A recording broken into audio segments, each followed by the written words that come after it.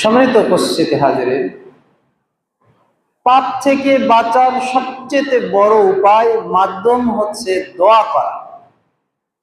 কি মনে হয়? বলছি এটা কোনো মাধ্যম হলো?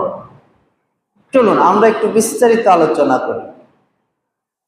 দেখুন, দোয়া এমন একটি জিনিস যা করার জন্য আপনার পরিস্থিতির প্রয়োজন হয় না। আপনি সালাতে এসেছেন, আপনাকে গোসল করতে হয়েছে, পাক সাফ কাপড় পরতে হয়েছে, এরপরে পায়ে হেঁটে মসজিদের দিকে আসতে হয়েছে, গাড়িতে চড়তে হয়েছে, তাই না? দোয়া এমন একটি জিনিস যা করার জন্য কোনো পরিবেশ লাগে না, পরিস্থিতি লাগে না, পাক সাফ লাগে না। যে কোনো সময়, যে কোনো মুহূর্তে, যে কোনো পরিস্থিতি, জালেমের সামনে আপনি দাঁড়িয়ে রয়েছেন, জিহ্বা নড়ালে জালেম বুঝতে পারবে জিহ্বাটা স্থির রেখে অন্তরে দোয়া করতেছে। সুবহানাল্লাহ। দোয়াই কেবলমাত্র এমন একটি ইবাদত, যে ইবাদত করতে কোনো পরিস্থিতি লাগে না, পরিবেশের প্রয়োজন হয় না। যে কোনো সময়, যে কোনো মুহূর্তে আপনি আপনার রবের কাছে প্রার্থনা করতে পারেন। আপনার অঙ্গ প্রত্যঙ্গ চলুক আর না চলুক, পরিবেশ থাক আর না থাক, আপনি মনে মনে দিলে দিলে আল্লাহকে ডাকবেন, আল্লাহকে স্মরণ করবেন। সে সাত আসমানে আরশে আজিমে বসে বসে আল্লাহ সুবহানাহু ওয়া তাআলা আপনার সেই প্রার্থনা কবুল করবেন।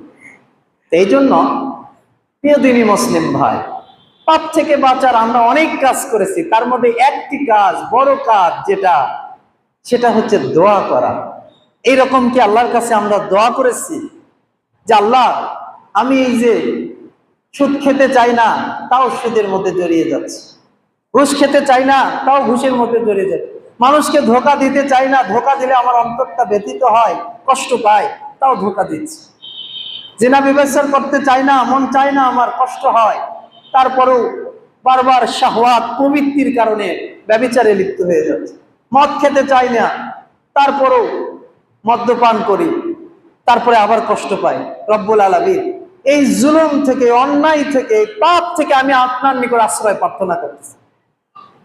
এই খবাইসি থেকে, এই বেহেয়াপনা থেকে, এই বেলেল্লাপনা থেকে, এই নাপাকি থেকে আমি আপনার কাছে আশ্রয় প্রার্থনা করছি। রব্বুল আলামিন, আপনি আশ্রয় দান করলে আর আমি পাপে ফিরবো না। আপনি যদি কাকে আশ্রয় দেন, আপনি যদি আমাকে পাপ থেকে আমার দিলকে, আমার অন্তরকে, আমার মুখকে ফিরিয়ে দেন, তাহলে আর আমি পাপে যাব না।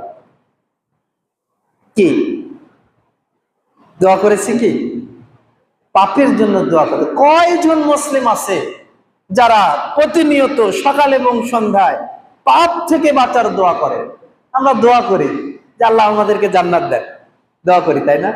জাহান্নাম থেকে বাঁচান, আল্লাহ আমার রিজিকে বরকত দান করেন, পরিবারে বরকত দান করে, ছেলে মেয়েকে ভালো মানুষ বানায় দেন, এই দোয়াগুলো আমরা করি। কিন্তু আমরা কি প্রতিনিয়ত সকাল এবং সন্ধ্যায় আল্লাহ আমাদেরকে পাপ থেকে বাঁচান? সিনেমা দেখতে চাই না আল্লাহ, তারপরও চোখ চলে যায়, প্রবৃত্তি চলে যায়, বিভিন্ন পারিপার্শ্বিক অবস্থার কারণে এই পাপে লিপ্ত হয়ে যাচ্ছি। রব্বুল আলামিন, আমাদেরকে এখান থেকে বাঁচান। দোয়া করেছি কি?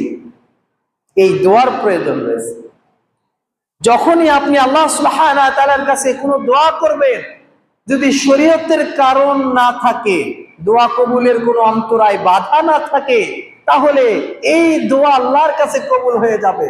আর যদি আল্লাহর কাছে একটা দোয়া কবুল হয়ে যায় যে আল্লাহ, আমি আর ব্যভিচার করতে চাই না, আমি আর মদ পান করতে চাই না, আমি জিনা ব্যভিচার করতে চাই না, এই দোয়া যদি আল্লাহর দরবারে কবুল হয়ে যায়, ওই বান্দা মৃত্যু পর্যন্ত পবিত্র রেখে দিবেন আল্লাহ সুবহানাহু। দোয়া কবুল হয়ে গেলে আর সেই পাপে ফেরার কোনো সুযোগ নেই। দোয়া কবুল হয়ে গেছে, তওবা কবুল হয়ে গেছে, আল্লাহ ক্ষমা করে দিয়েছে আপনাকে, এবং আল্লাহর কাছে আপনি আশ্রয় চেয়েছেন। আর আল্লাহর থেকে বড় আশ্রয় দাতা, আল্লাহর থেকে বড় নিরাপত্তা দাতা, শান্তি দাতা আর কে রয়েছে, তাই না? এজন্য প্রিয় দিনী মুসলিম ভাই বোনেরা, পাপ থেকে বাঁচার জন্য আমাদেরকে সবচেয়ে বড় যে কাজটি করতে হবে তা হচ্ছে দোয়া করতে হবে। দেখুন, ওয়াকালা রাব্বুদউনি আস্তাজিব লাকুম, মহান আল্লাহ সুবহানাহু ওয়া তাআলা বলেন যে তোমরা আমাকে ডাকো, তোমরা আমাকে ডাকো, আস্তাজিব লাকুম, আমি সাড়া দেব তোমাদের ডাকে। কে আছো? পাপ করেছো, অন্যায় করেছো, নিজের প্রতি জুলুম করেছো, পাপ থেকে বাঁচতে চাচ্ছ, অন্তরটা চাচ্ছে সালাত পরিত্যাগ করে কষ্ট পাচ্ছ, তুমি দোয়া করো আমার নিকট যে রব্বুল আলামিন আমাকে তুমি সালাত কায়েমকারী বানাও। অথচ দেখেন আমরা কয়েকবার দোয়া করি যে আল্লাহ আমাদেরকে তুমি নামাজি বানাও, 5 ওয়াক্ত নামাজ জামাতের সাথে পড়ার তৌফিক দান করো, এই দোয়া কি করি? অথচ দেখেন ইব্রাহিম খলিলুল্লাহ আল্লাহর বন্ধু বলছে রব্বি জাআলনি মুকিমাস সালাতি ওয়া মিন যুররিয়াতি রব্বানা তাকাব্বাল দুআ। তিনি দোয়া করতেছে রব্বিল আলামিন আমাকে তুমি নামাজ কায়েমকারী বানাও এবং আমার উত্তরাধিকারী বংশধরদেরকে তুমি নামাজের উপরে কায়েম রাখো। সুবহানাল্লাহ। ইব্রাহিম আলাইহিস সালাম আল্লাহর বন্ধু, তিনি দোয়া করতেছে যে আমাকে নামাজ কায়েমকারী বানাও, আমিন যুররিয়াতি, এবং আমার যে সন্তানরা আসবে, ওয়ারিসরা আসবে, কিয়ামত পর্যন্ত তাদেরকে নামাজি বানিয়ে রাখো। কোথায় আমরা কি দোয়া করেছি যে আল্লাহ আমাদেরকে নামাজি বানাও, আমাদেরকে নামাজের হেফাজত করার তৌফিক দান করো, আমাদের ছেলে মেয়েরা তারা যাতে কিয়ামত পর্যন্ত বংশধররা তারা নামাজি হয়? কই, কোনোদিন দোয়া করি না। শুধু তাই নয়, রব্বুল আলামিন আরো বলেন ইব্রাহিম আলাইহিস সালাম সম্পর্কে সূরা মুমিনের 7 নম্বর আয়াতে, তিনি ওয়াইদ ক্বালা ইব্রাহিমু আজলনি হাযা বালাদান আমিনা। ইব্রাহিম আলাইহিস সালাম দোয়া করলেন সূরা ইব্রাহিমের 35 নম্বর আয়াতে যে রব্বুল আলামিন এই নগরকে, এই শহরকে, এই মক্কা শহরকে তুমি নিরাপদ শহরে পরিণত করে দাও। সুবহানাল্লাহ। নিরাপত্তার প্রয়োজন রয়েছে। আপনি যেখানে বসবাস করেন, আপনি যেখানে থাকেন, ঢাকা শহরে আপনি থাকেন, বগুড়া শহরে থাকেন, বিভিন্ন ফিতনা ফাসাদ কলহ আপনার আশেপাশে রয়েছে, আপনি আল্লাহর কাছে নিরাপত্তার দোয়া করেন। আপনি আল্লাহর কাছে আপনার পরহেজগারিতার জন্য দোয়া করেন, তাকওয়ার সাথে যাতে বসবাস করতে পারেন, পরহেজগারিতার সাথে যাতে বসবাস করতে পারেন, নিরাপদে শান্তিতে যাতে বসবাস করতে পারেন, আপনার ছেলে মেয়ে যাতে নিরাপদে থাকতে পারে, এর জন্য দোয়া করেন আল্লাহর নিকটে। ইব্রাহিম আলাইহিস সালাম দোয়া করেছিলেন যে এই শহরকে তুমি নিরাপদ করে দাও। আল্লাহ সুবহানাহু ওয়া তাআলা তার দোয়া কবুল করেছিলেন। আজও মক্কা নগরী সারা পৃথিবীর মধ্যে সবচেয়ে যেই জায়গায় খুন, রাহাজানি, সন্ত্রাসী সবচেয়ে কম, একেবারে শূন্যের কোঠায়, সেটা হচ্ছে মক্কা নগরী। সুবহানাল্লাহ। গভীর রাতে একাকী নিরমণী হেঁটে যাচ্ছে, কেউ তাকে উত্ত্যক্ত করে না, কেউ তাকে ইফতিজিং করে না। মক্কা নগরীতে এখনো এই 2025 সালে এসে রাতের অন্ধকারে কোনো মহিলা যদি হেঁটে চলে, কেউ তাকে কোনো কিছু বলে না। সুবহানাল্লাহ। কি নিরাপত্তা! সেই 4000 বছর আগেকার দোয়া ইব্রাহিম আলাইহিস সালামের। আপনার দোয়া যদি আপনার ছেলে মেয়েদের জন্য এই দোয়া করেন যে আল্লাহ আমার এই বংশধরকে তুমি নামাজি বানিয়ে রাখো, আজ থেকে 1000 বছর পরে, 500 বছর পরে আপনার বংশধর নামাজি থাকবে না? আপনার দোয়া যদি কবুল হয়ে যায়, ইব্রাহিম আলাইহিস সালামের দোয়ার বদৌলতে 4000 বছর পরে আজকে মক্কা শহর, মক্কা নগরী নিরাপদ। আপনার আমার দোয়ার বদৌলতে আপনার ছেলে মেয়েরা নামাজি থাকবে, পরহেজগার থাকবে, তাকওয়ার সাথে থাকবে। প্রিয় দিনী মুসলিম ভাই, আর কি দোয়া করলে? ওয়াবানি ইন্নী নাবুদাল আসনাম, বলতেছে আমি এবং আমার বংশধররা তারা যেন মূর্তি পূজারক না হয়। শিরকের ভয় করতেছে ইব্রাহিম আলাইহিস সালাম, শিরকের ভয় করতেছে তার বংশধর যাতে শিরক না করে। অথচ আমরা আহলুল হাদিস হয়েছি, আমরা সালাফি হয়েছি, কোনো দিন দোয়া করি না যে আল্লাহ আমাদেরকে শিরক থেকে বাঁচাও, আমাদেরকে কবর মাজার পূজা থেকে বাঁচাও, আমাদেরকে পীর পূজা থেকে বাঁচাও, আমাদেরকে ওই যে সেকুলারিজম থেকে বাঁচাও, গণতন্ত্রের পূজা থেকে বাঁচাও। কোনোদিন দোয়া করি না। মনে করেন আহলুল হাদিস হয়ে গেলেই আর শিরক বিদআত থেকে বেঁচে গেছে, তাই না? তাই তো এই জন্য কখনো বলি না যে আল্লাহ আমাদেরকে শিরক থেকে বাঁচাও, বেদাত থেকে বাঁচাও। কখনো দোয়া করার প্রয়োজন মনে করি। অনেক দোয়া করি, আল্লাহ জান্নাত দাও, জাহান্নাম থেকে বাঁচাও, রিজিক দাও, ছেলে মেয়েতে বরকত দাও, দোয়া করি। কিন্তু কখনো এই দোয়া করি না আল্লাহ আমাদেরকে শিরক থেকে বাঁচাও।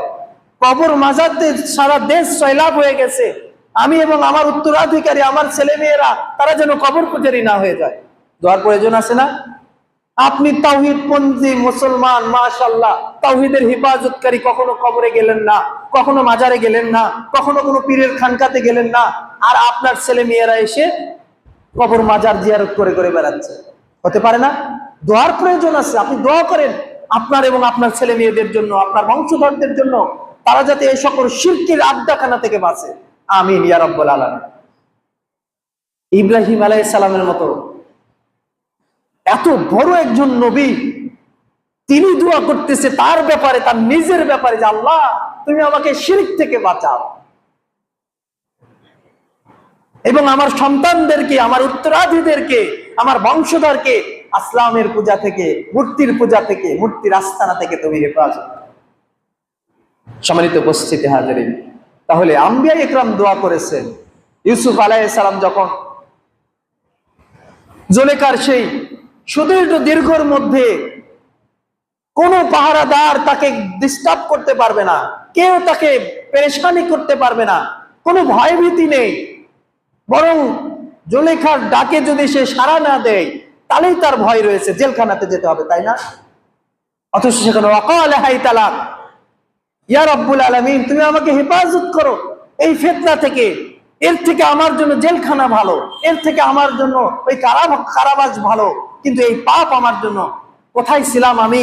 সেই কূপের মধ্যে ভাইরা ফেলে দিয়ে গিয়েছিল, সেখান থেকে উঠে এসেছি, সেখান থেকে আপনি এই রাজপ্রাসাদে জায়গা দিয়েছেন, আবার আমি সীমালঙ্ঘন করব?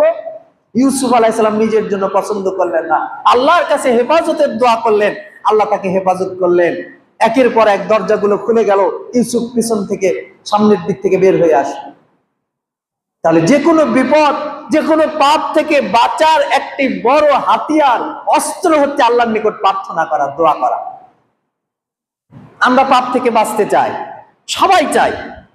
পাপ করার পরে অনুশোচনা হয়, ওই একটু অনুশোচনা আক্ষেপ করে শেষ, কোনো পদক্ষেপ নেই, না তার পিছনে দোয়া রয়েছে, না তাহাজ্জুদে ওঠার প্রয়োজন মনে করি, না 2 রাকাত সালাত পড়ে সিজদা অবনত হয়ে অথবা হাত তুলে আল্লাহর নিকট বলি, আল্লাহ এই পাপটা করেছি, বড় অপরাধ করেছি, এই ধরনের পাপ আমি যেন আর কখনো না করি, দোয়া করার প্রয়োজন আমরা মনে করি।